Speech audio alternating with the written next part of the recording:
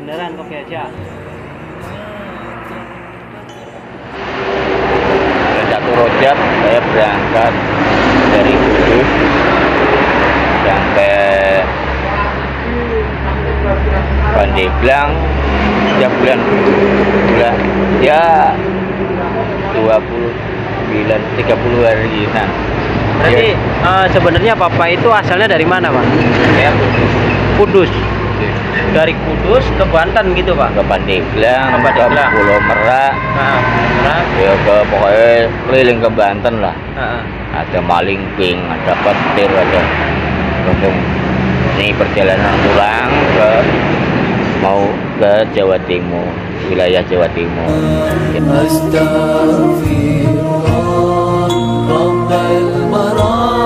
Ya mungkin caranya nanti kalau dari Ngawi ya mungkin ke Malang dulu, Bondowoso, Banyuwangi, sampai ke Madura. Berarti kira-kira dari sini ke sana itu memakan berapa hari lagi? Mungkin ya 1 bulan. Lebaran ya di sana. Lebaran udah nyampe sana. Ya, Insya Allah Lebaran. Mungkin tugas saya sampai bulan Hari Raya Kurban.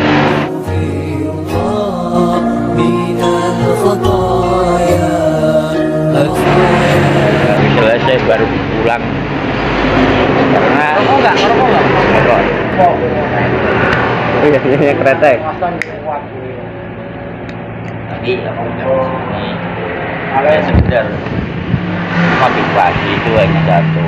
Apa yang bisa kita lakukan untuk Indonesia, lakukanlah. Iya. Itulah dari diri sendiri. Walaupun itu dalam hal terkecil, kerja harus on time, yang disiplin kerja, mulai alo yang sekolah ya sekolahnya yang itu. Ya, baru kita sibukkan diri kita dengan kasih Allah, Rasul, dengan sholawat. Jika kamu sibuk dengan sholawat, Allah pun dengan malaikatnya sibuk dengan urusan. Saya tanpa bekal apapun, hanya baju yang masalah itu pada diri kita sendiri, yang kadang kita nggak syukur. Ya kita diajari syukur itu lewat. Kadang saya pernah ketemu orang-orang yang aneh, bahkan kadang gitu kalau di Bekasi ya Iya, di Bekasi. itu banyak ya yang di depan toko-toko itu yang orang pengemis yang tidur sepanjang jalan kanan kiri itu enak. Allah, saya doakan semoga mereka punya rumah. Ya kan, itu banyak ya. Banyak ya. Itu di Bekasi itu kanan kiri itu kalau malam ini ada yang satu keluarga sama cucu-cucunya.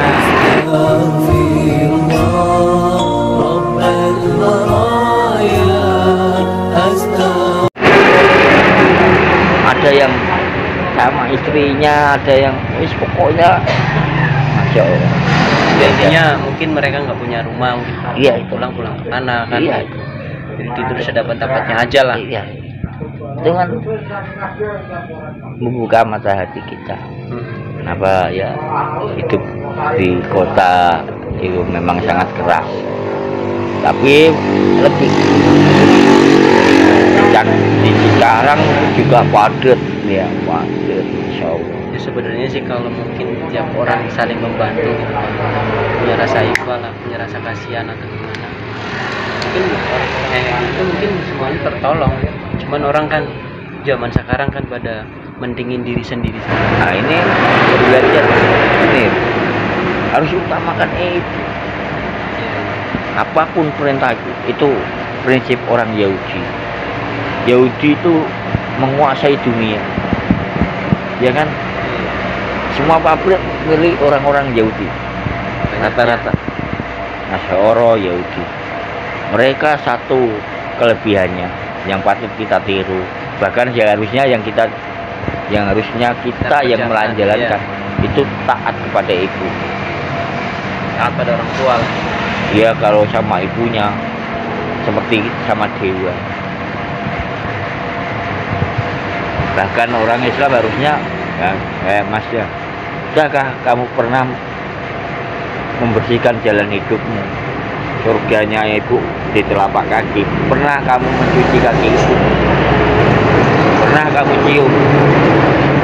Minta restunya, terus nanti airnya minumkan, suruh minuman ibu 3 kali. Insya Allah hidupmu pasti mulia.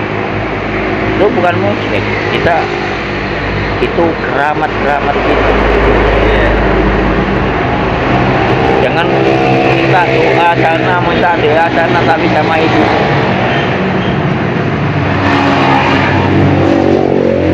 Itu utamakan ibu. Siapa yang muliakan ibunya seperti raja, pasti hidupnya kayak raja. Nah, ini dipahami sifat raja itu seperti apa. Raja itu mau apapun tersedia, mau pergi ada yang ngawal. Jadi raja itu terfasilitasi. Itu baru raja dunia. Nah, ketika kamu sudah memuliakan ibumu, masih seluruh malaikat jadi abdi. Itu Allah yang bilang. Enggak. Makanya kesuksesan tidak akan pernah ada ketika kamu tidak berbakti kepada orang tua. Nah, kita diajarkan untuk selalu berbakti itu, kita dalam arti satu hal, walaupun punya anak 5, satu yang berbakti, dialah yang sukses. Dan itu tidak ada batasannya. Bayangkan ketika kita masih bayi, ataupun kamu lihat anak bayi ditaruh ibunya, didoakan, diambil, didoakan, mau digendong didoakan, rewel sedikit didoakan, pokoknya doa setiap saat. Nah, sekarang ketika kita sudah dewasa, berapa kali kita berdoa untuk ibu? Dan bilangnya anak yang berbakti, berdoa untuk ibu 1 kali aja sholat, bilangnya saya sudah anak berbakti yang mana? Itu orang nggak beres itu. Harusnya minimal 100 kali doa untuk ibumu, bermuamalah untuk ibumu. Ini sedekah dari ibu saya, ini infak ibu saya, utamakan ibu saya. Andai pun ini ada hidangan, ini saya nggak pantas, harusnya ibu saya yang lebih dahulu. Nah, itu mewujudkan cintamu jelas. Tidak ada cinta kalau tak pernah disebut. Semakin banyak kamu menyebut, itu tanda cinta. Kamu sering menyebut ibumu, jelas kamu cinta ibu. Kamu suka sama gadis saja, di mana-mana yang dibuat ini si Sri, nanti di kerjaan bilang yang dibahas tentang Sri, nanti di warung bahasnya tentang Sri, nanti di rumah tentang Sri. Kenapa? Cinta kan? Kenapa itu tidak kamu lebihkan ke ibu? Mau kerja, ingat ibu, doakan ya Allah ibu saya. Mau tidur, ingat ibu. Mau makan, ingat ibu. Itu jelas anak yang berbakti. Ingatnya ibu kapan? Ketika pulang, perut lapar.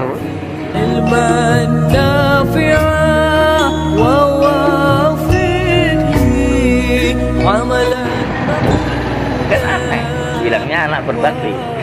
Nah, ini yang harus, paradigma ini yang harus kita rubah loh, para pemuda-pemuda zaman sekarang.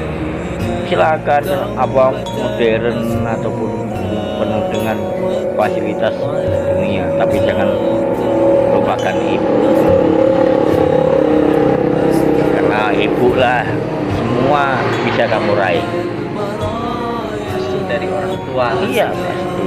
Ridho wah, ridho walidain. Ridhanya Allah lu tergantung ridha ibu.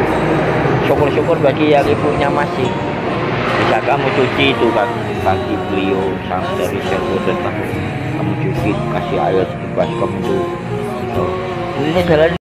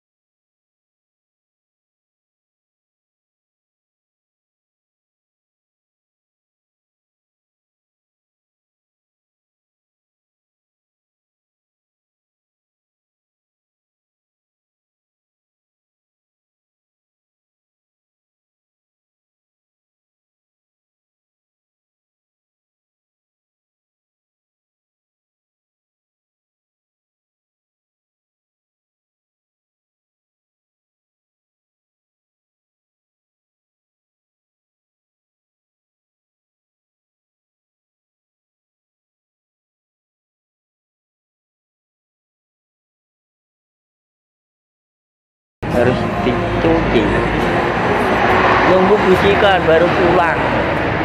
Aduh, ini yang gak waras. Itulah saya sangat menentang. Ya banyak sekali, termasuk di apa itu Gunung Cermai atau ke arah Tasik. Cuman untuk sayanya yang belum agenda ke sana. Karena ini agendanya mau dan harus ke Jawa Timur dulu. Jadi kalau setelah hari raya Korban, ketika saya hanya sampai hari raya Korban, setelah itu pulang, mungkin ya kerja lah. Nanti kalau memang lihat keadaan sudah membaik ya nggak jalan. Tapi kalau memang ada hal-hal yang perlu dibenahi lagi, pasti saya jalan. Kalau untuk tidurnya di mana aja? Kalau untuk saat ini kan masjid di lockdown ya. Iya. Kalau untuk daerah Indramayu ke barat di lockdown. Ya kadang tidurnya di pom bensin. Pom bensin. Kalau kadang saya ya kalau ada pinggir-pinggir jalan bubuk ya Tidur di bubuk lah. ya. Kadang saya nggak tahu waktu di Subang di Pantura itu tempat karaoke semua saya tidur di itu nggak tahu itu nggak tahunya itu tempat karaoke. Iya, tempat karaoke. Ngapain itu Pak di situ bisa Ya, malah tuh ada ceweknya bang tuh saya dipanggil, sini sini, kasih uang, doakan ya malam ini biar saya tamu saya banyak. Astagfirullah, minta doa supaya tamunya banyak. Minta doa sama siapa? Ya, Didoain nggak terus? Ya dia doain, memang harus kasih ya tuh, saya doain moga-moga laris. Selang saya pulang dari Pandeglang lewat lagi dicegat itu di jalan. Tolong doanya dicabut aja, saya agak sanggup. Loh, kenapa? Katanya minta doa biar laris. Ya laris, tapi sampai 30 orang saya bisa mati. Akhirnya tobat itu. Tobat akhirnya. Tuhan kasih Rasulullah Muhammad sallallahu. Tuh, ya kita akan diajar saja kalau mau kita doa, tapi doa yang sesuai dengan kehendak Allah. Allah itu memberi apa yang kita butuh, bukan yang kita mau. Itu yang harus kita ingat. Allah memberikan kita yang kita butuhkan, bukan yang kita mau. Kadang kita mau ya Allah, saya mau makan, gak ada nasi. Ya Allah memberi jalan, ada roti, kebeli roti, ya roti, syukuri roti itu. Jadi syukurin lah apa yang ada. Berarti Allah memberikan yang kita butuhnya makan, ora harus jenis nasi, ora harus jenis roti. Itu aja cukup buat makan. Satu hari di daerah Karawang saya kehabisan bekal. Ya Allah, ini kalau saya nggak makan hari ini, berarti saya sama dengan Rasulullah besok sama-sama 3 hari nggak makan. Allah nggak terima. Terbanglah ada uang 2.000 uang 2.000 rupiah. Saya keliling ke Karawang, nggak ada yang ada tulisannya angkringan. Wah, ini pasti ada. Dan nasi bungkus nasi 2.000. Baru mau saya makan, datang orang. Itu disemplak saya. Gembel sini, sana. Ya, nasi mau belum masuk mulut sudah disemplak. Biar Allah Akbar sampai. Setelah itu Allah yang, saya nggak marah, saya kumpulin nasi, saya mikir. Nah itu anaknya itu bawa HP-nya bapaknya itu main,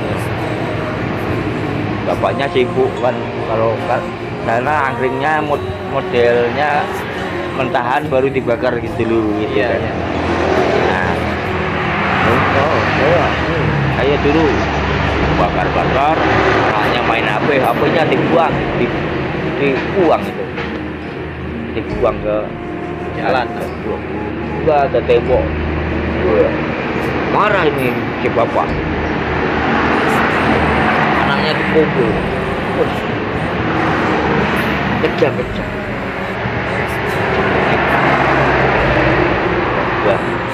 Setelah itu saya pamit, ini saya bayar itu nasi, saya jalan. Setelah itu nggak tahu 1,5 jam kemudian saya di jalan, saya nggak tahu kalau dia menipu sampai nyangkut ke saya nggak tahu. Ya jalan dapat berapa kilo tuh. Disamperin itu sama si bapak itu, sama Ustadz itu. Ada apa Pak, tolong maafin. Oh ya Pak, karena ini anaknya tadi dokter nggak sanggup nanganin, gara-gara itu kejang-kejang terus, nggak tahu caranya gimana. Loh, apa hubungannya dengan saya? Ya tadi katanya itu awalnya bapak ini itu numpahin nasinya. Kamu Anda enggak apa-apa, saya enggak marah kok. Tapi tolong minta ya kalau gitu maksa ya bolehlah ya. Si Utat itu kan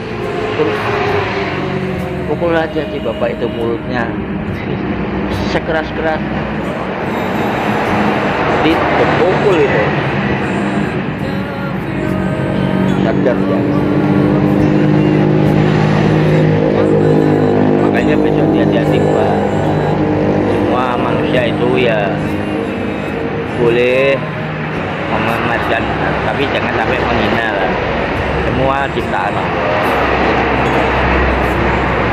Pesan-pesan terakhir nih Pak buat saudara-saudara kita yang nanti nonton video ini nih, apa ini Pak? Coba pegang Pak, nggak masalah. Pesan-pesan terakhir buat saudara. Ya semoga kita tetap selalu jaga persatuan agar Indonesia ini semakin jaya, semakin aman, dan jangan pernah berburuk sangka kepada siapapun. Kedua, berbaktilah kepada orang tua. Dan ketiga, jangan lupakan perjuangan Rasulullah, perjuangan para wali-wali Allah. Di situ kita diberikan bekal jejak-jejak para pendahulu. Itu jadi bekal kita untuk menuju kesuksesan dunia dan akhirat. Assalamualaikum warahmatullahi wabarakatuh. Oke saudara, terima kasih, cukup sekian aja video dari saya. Assalamualaikum warahmatullahi wabarakatuh. Semoga video ini bermanfaat dan bisa membuat kita termotivasi lah dari musafir-musafir yang mungkin yang melakukan perjalanan jauh. Oke, cukup sekian ini.